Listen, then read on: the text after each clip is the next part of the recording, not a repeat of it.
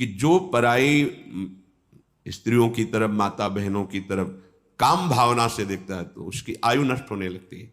अगर कहीं उतर गया ऐसे कार्यों में तो अकाल मृत्यु को, निश्चित नाश को प्राप्त हो जाएगा। पूरे 100 के 100 मारे गए कौरव, पूरे कीचक 106 मारे गए। पूरा महाभारत इसी कुदृष्टि का फल है। इतना बलशाली सभा में एक से एक महावीर बैठे हुए मारा गया रावण, विनाश हो गया। नारांतक, देवांतक, मेघनाथ, कुंभकर्ण, बड़े बड़े वीर जो पृथ्वी को हिला दें। ये अपराध भयंकर, आयु नष्ट करने वाला। तुम जो इसको मनोरंजन समझ रहे हो, हाँ, एक पत्नी व्रत धर्म मर्यादा से, या जैसे बड़े बड़े चक्रवर्ती सम्राट थे गुरुजनों की आज्ञा से, फिर वो रानियों को व्यभिचार नहीं, धर्म मर्यादा से स्वीकार करते थे। वैभव है, अधिकार है। स्त्रियाकृतो, स्त्री की आकृति में आकर्षण है। अगर आपकी बुद्धि उधर आकर्षित हुई तो ये राक्षसी थी, ये राक्षसी बुद्धि तुम्हारा नाश कर देगी।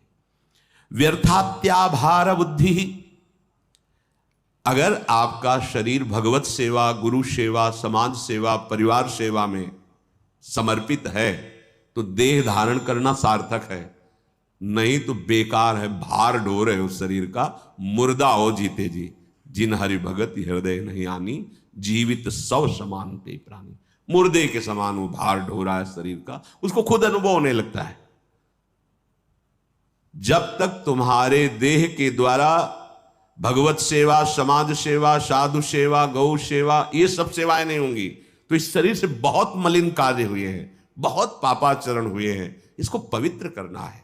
मन से अच्छा सोचना, मन से प्रभु का चिंतन करना, तन से समाज सेवा करना, ये आपको परम पवित्र कर देगा। अब ऊर्जा शक्ति है, अगर आप उसे सेवा में नहीं लगाओगे तो इतनी बड़ी साधना तो है नहीं कि आप 24 घंटे ध्यानस्थ बैठे हैं।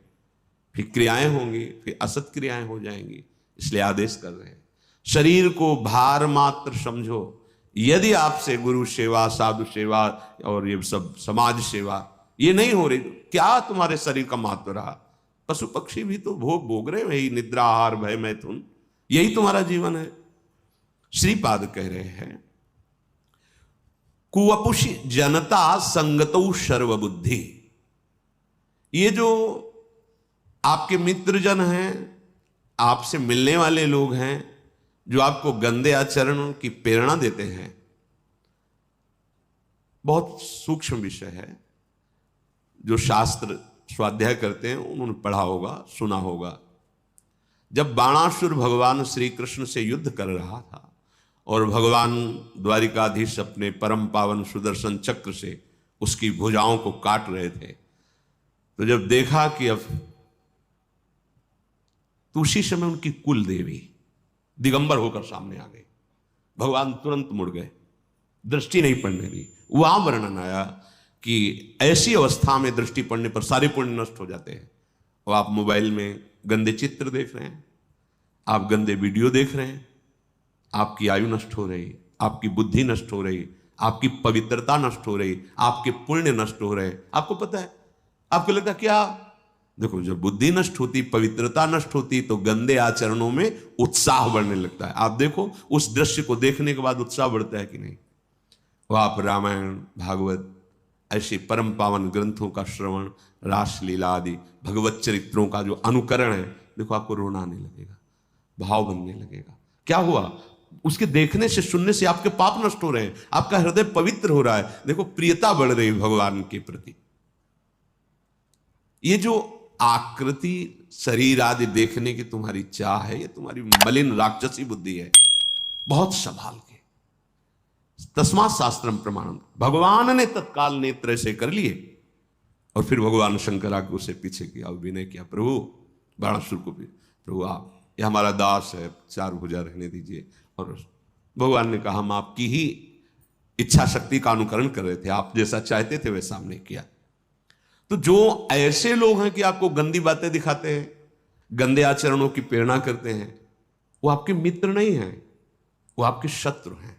हमको उनसे द्वेष नहीं करना, पर यहां जो वर्णन कर रहे हैं कि जैसे आप बैठे हो, आपके समीप कोई सांप आके खड़ा हो जाए तो आप क्या करोगे? पहले भाग पड़ोगे, विचार बाद में करोगे। पहला कार्य होगा कि आप भागोगे, जैसे बनेगा। ऐसे ही जो लोग तुम्हें गंदे दृश्य दिखाते हैं, गंदी बातें करते हैं, गंदी चेष्टाओं की प्रेरणा देते हैं, ऐसे लोगों से पहला काम भागो, वहां से उनसे दूरी, फिर विचार करो कि आगे से हम इससे कैसे ना मिले। उस समय तो पहले भागो, विचार करने की जरूरत नहीं। जैसे फड़ काढ़े सर्प खड़ा हो तो आप क्या करोगे, इसमें कह रहे उसे मेल जोल थोड़ी करोगे, हाथ थोड़ी मिलाओगे, नहीं, पहले भागो, ऐसे भागो पहले। वो सर्पवत, जैसे सर्प काट ले तो विष चढ़ जाता, उससे भी भयानक पापाचरण कराने वाले लोग हैं। ये है तुम्हारे दुश्मन, जो तुम्हारी बुद्धि को, तुम्हारे स्वास्थ्य को, तुम्हारे जीवन को नष्ट कर देंगे। हमारी प्रार्थना मान लीजिए, महापुरुषों के वचन मान लीजिए। आप जितना संयम से रहेंगे उतना गंभीर, शांत, स्वस्थ और आप निर्णय करने लायक रहेंगे। क्या धर्म है, क्या अधर्म है, आप खुद सुखी रहेंगे और समाज को सुखी करेंगे। यदि आप गंदे आचरण वाले बनेंगे तो समाज में भी कलंकित, समाज को भी दुख देने वाले, और स्वयं आपसे जो संबंध रखते हैं, माता पिता भाई बंधु, उनको पीड़ा देने वाले, और स्वयं आप नरक आदि बड़े बड़े दुख भोगने वाले।